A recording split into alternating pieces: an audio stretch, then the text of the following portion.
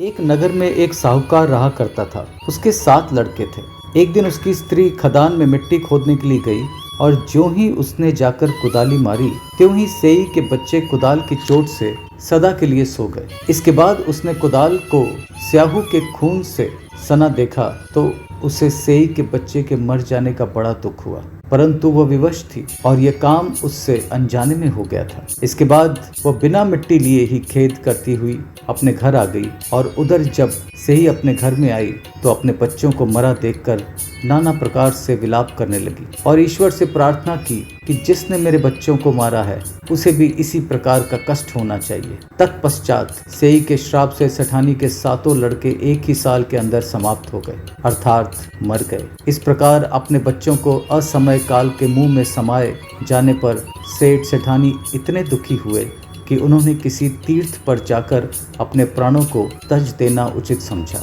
इसके बाद वे घर बार छोड़कर पैदल ही किसी तीर्थ की ओर चल दिए और खाने की और कोई ध्यान न देकर जब तक उनमें कुछ भी शक्ति और साहस रहा तब तक वह चलते ही रहे और जब वे पूर्णतः अशक्त हो गए तो अंत में मूर्छित होकर गिर पड़े। उनकी ऐसी दशा देखकर भगवान करुणा सागर ने उनको मृत्यु से बचाने के लिए उनके पापों का अंत किया और इस अवसर पर आकाशवाणी हुई, हे सेठ, तेरी सेठानी ने मिट्टी खोदते समय ध्यान न देकर सेई के बच्चों को मार दिया। इसके कारण तुम्हें अपने बच्चों का दुख देखना पड़ा। यदि अब पुनः घर जाकर तुम मन लगाकर गौ माता की सेवा करोगे और अहोई माता देवी का विधि विधान से व्रत आरंभ कर प्राणियों पर दया रखते हुए स्वप्न में भी किसी को कष्ट नहीं दोगे तो तुम्हें भगवान की कृपा से पुनः संतान का सुख प्राप्त होगा। इस प्रकार आकाशवाणी सुनकर सेठ सेठानी कुछ आशावान हो गए और भगवती देवी का स्मरण करते हुए अपने घर को चले गए।